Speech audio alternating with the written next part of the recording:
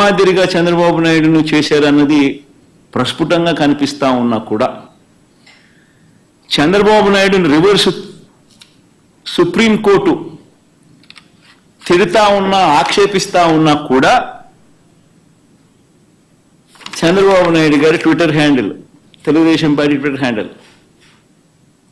ఎన్ని అబద్ధాలు ఆడుతూ ఉంది, ఎంత దుష్ప్రచారం చేస్తూ ఉందనడానికి ఇంతకన్నా నిదర్శనం కావాలన్నా చంద్రబాబు నాయుడు గారు అనే వ్యక్తి ఎంత నీచానికి దిగజారిపోయాడు అని చెప్పడానికి.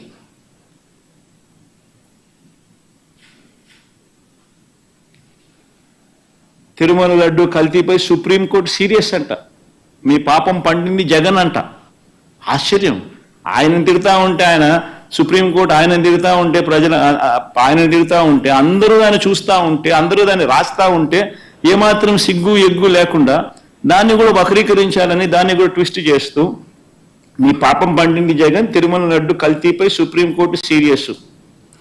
వైవి సుబ్బారెడ్డిపై ఆగ్రహం అంట. చంద్రబాబు నాయుడుపై ఆగ్రహం వ్యక్తం చేస్తే వైవి సుబ్బారెడ్డిపై ఆగ్రహం అంట. వైవి సుబ్బారెడ్డిపై ఆగ్రహం వ్యక్తం చేసిన సుప్రీంకోర్టు అంట. ఆశ్చర్యం అంటే ఆశ్చర్యం. నిజంగా వీళ్ళు రాసే మాటలు చూస్తూ ఉంటే ఇంత దారుణంగా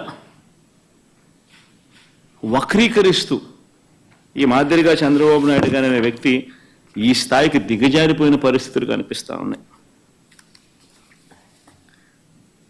రాష్ట్రాన్ని నడుపుతా ఉన్న వ్యక్తి నిజాయితీగా ఉండడానికి, ఆ నిజాలను ఒప్పుకోవడానికి ఇవే వివరాలను ఒక్కసారి నేను మళ్ళీ మీ అందరికీ మెమరీ ఒక్కసారి రీజిక్ చేయడానికి ఒక్కసారి మీ అందరికీ కూడా చూపిస్తా. ఒక్కసారి మీరంతకు మీరే గమనించండి.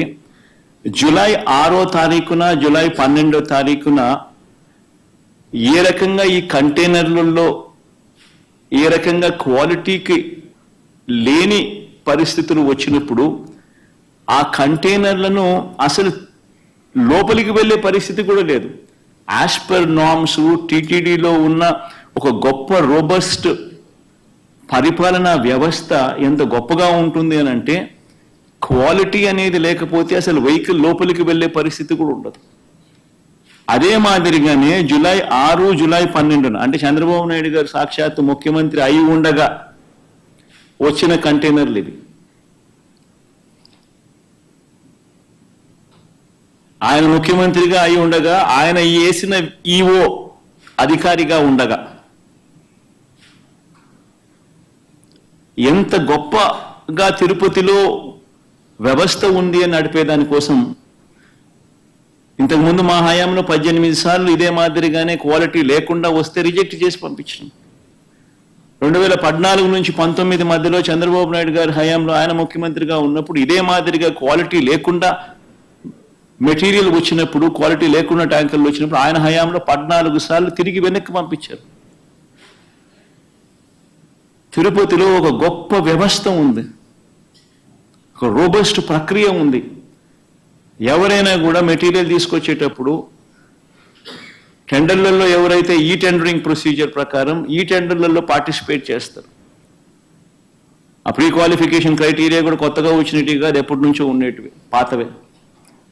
ఆ ప్రకారం ఎవరైనా ఈ టెండర్లలో పార్టిసిపేట్ చేస్తారో, ఈ టెండర్లలో ఎవరికైతే L1 వస్తుందో వాళ్లకు ఆ కాంట్రాక్ట్ అనేది ఇస్తారు. 65% వాళ్ళకి ఇస్తారు, మిగతా వాళ్ళకు మిగతా 35% పంచుతారు అదే రేట్కి. ఇది ఎప్పటి నుంచో ఉన్న ప్రక్రియ. వాళ్ళు వచ్చే వాళ్ళు కూడా NABL సర్టిఫికేట్ తీసుకొని వస్తారు, lab certificate on product quality తీసుకొని వస్తారు. తీసుకొని వచ్చిన పిమ్మట అయినా కూడా తిరుపతిలో ప్రతి ట్యాంకర్లోనూ 3 సార్లు టెస్టింగ్ చేస్తారు. ఆ టెస్ట్ శాంపుల్స్ పాస్ అవుతేనే వెహికల్ ముందుకు పోతుందా, ఇది ప్రొసీజర్.